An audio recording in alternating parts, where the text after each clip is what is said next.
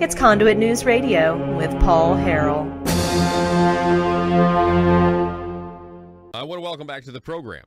We've got the state representative from District 66, Josh Miller, joins us again via the phone. Josh, how are you this morning?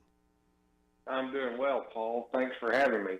How many deer have you killed in the season to date?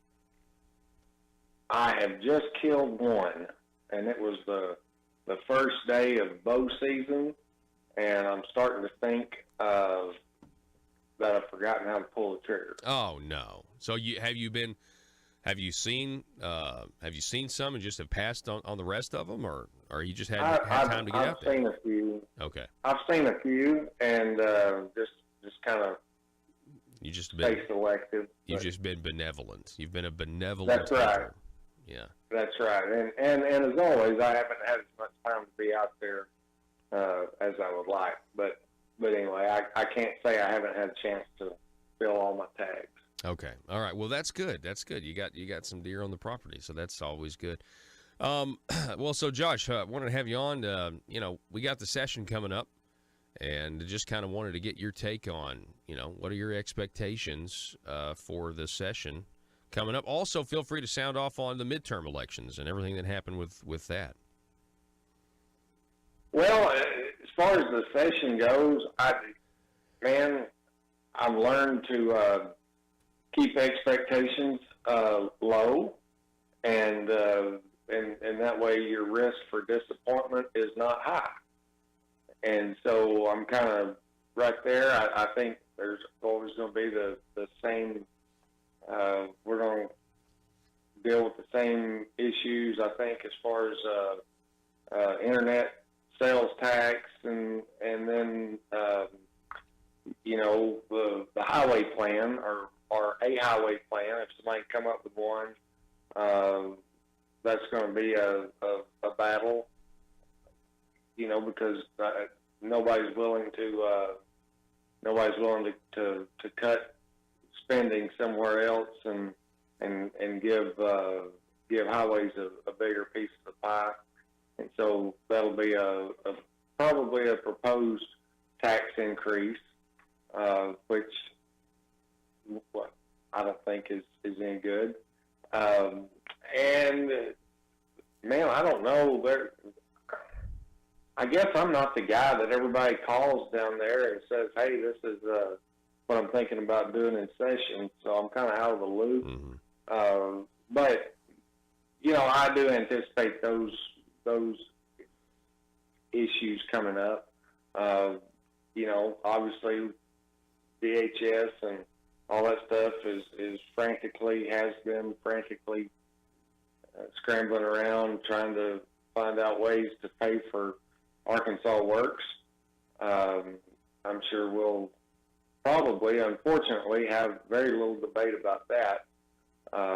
And we'll want to debate a $100,000 program out here somewhere that nobody knows about.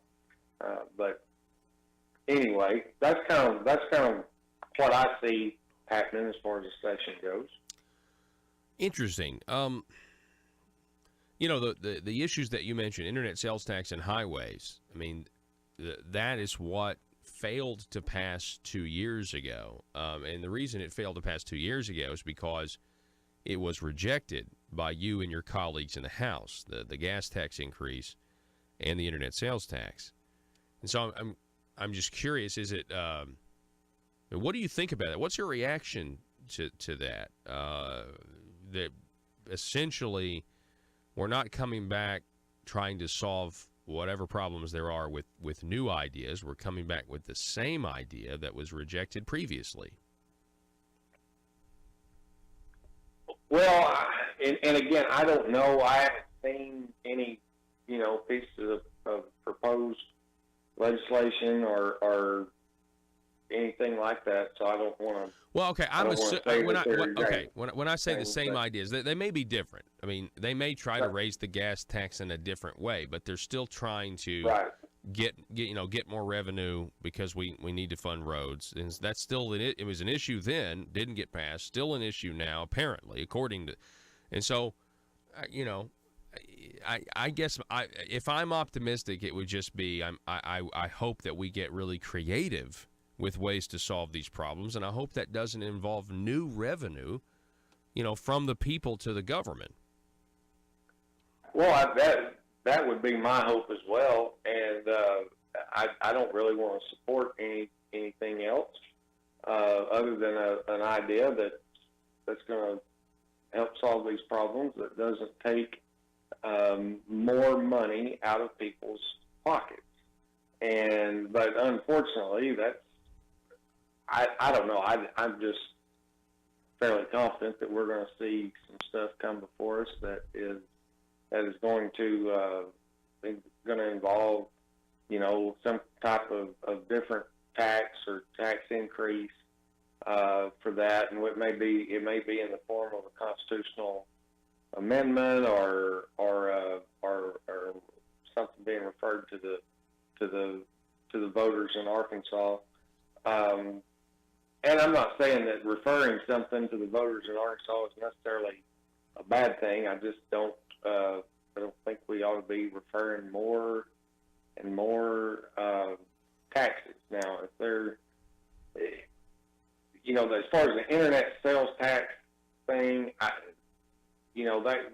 that deal, I can be torn on that. I understand it both from a local level and from a consumer level. Obviously you want things to be fair, but then I know we've asked for numbers before to say, hey, how much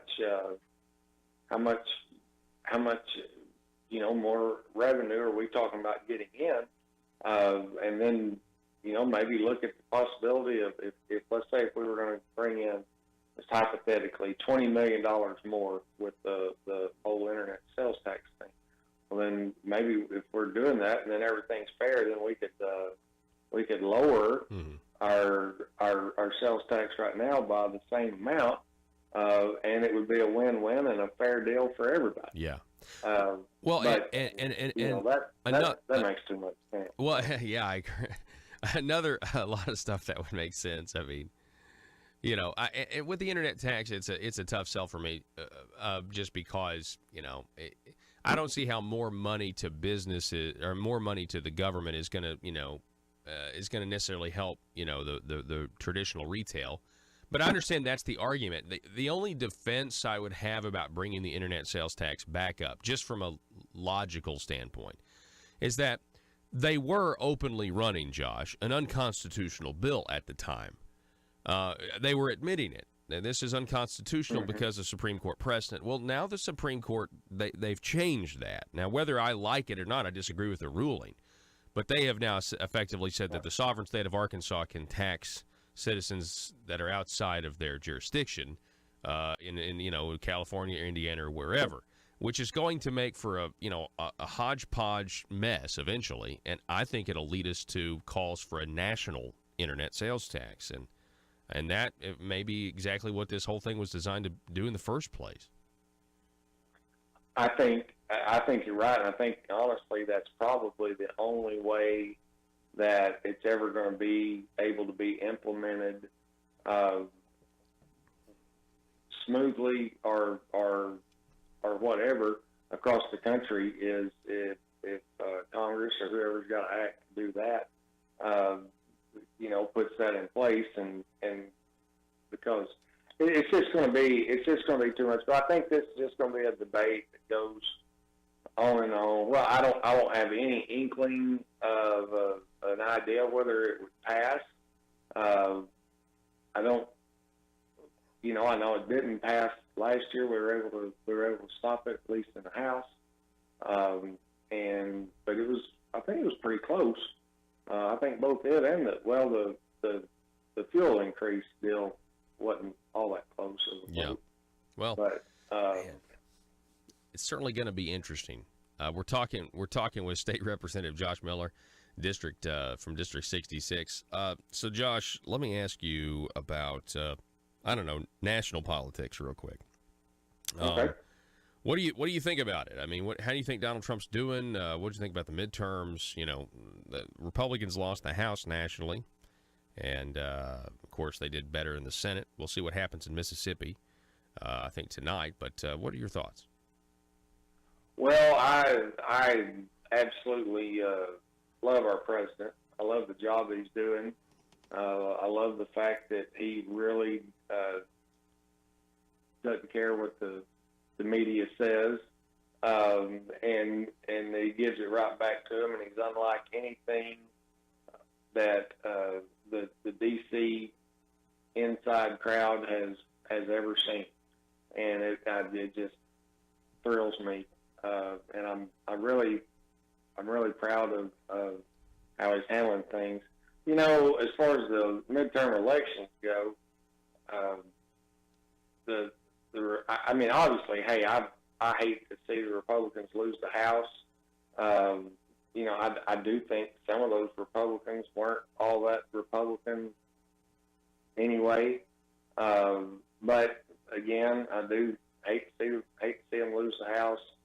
However, the thing that I kind of think is maybe a really good thing is the way that President Trump has added to the majority in the Senate is going to greatly enable him to get more appointments confirmed in the Senate much easier, such as judges and justices and all these kind of things. Yeah. We've seen for far too long. You can have legislatures and Congress or whatever pass great bills and laws, and they get tied up in courts, and some agenda-driven, you know, tree-hugging judge out here strikes down good laws that the people have passed, and you know, I'm confident that that the president wants to help eliminate that from happening again, and help fix that. And having a good majority of good conservatives in the Senate is really going to go a long way. Where he's not having to, you know, it's not a nail biter. Yeah. Coming down trying to get an appointment. And we get to be reminded. You know, the whole country going to get to be reminded, in all likelihood, you know, why Nancy Pelosi, Speaker of the House, is, you know, madness. We're going to be reminded of the madness of the left. We really are. Hey, let me ask you this. You know, it was interesting in Arkansas that the Republican Party got to pick up with Michael John Gray, the Democrat, losing. Can you believe that? That I was surprised at that. I know that I'm familiar a little bit with the area that Mr. Gray had represented, and he seemed to be very, you know, well thought of or whatever over there in his area. I think just the weight of the Democrat anchor pulling him down must have gotten him. Yeah, I think you're right. And, you know, and he was the chair of the Democrat Party, losing to Craig Christensen. You know, and, you know, I was in Newport. Right. I was in Newport a couple weeks ago, and I saw Craig Christensen signs places. I didn't see, you know, Michael John Gray signs. So, you know, I thought it was certainly interesting developments, you know, really everywhere.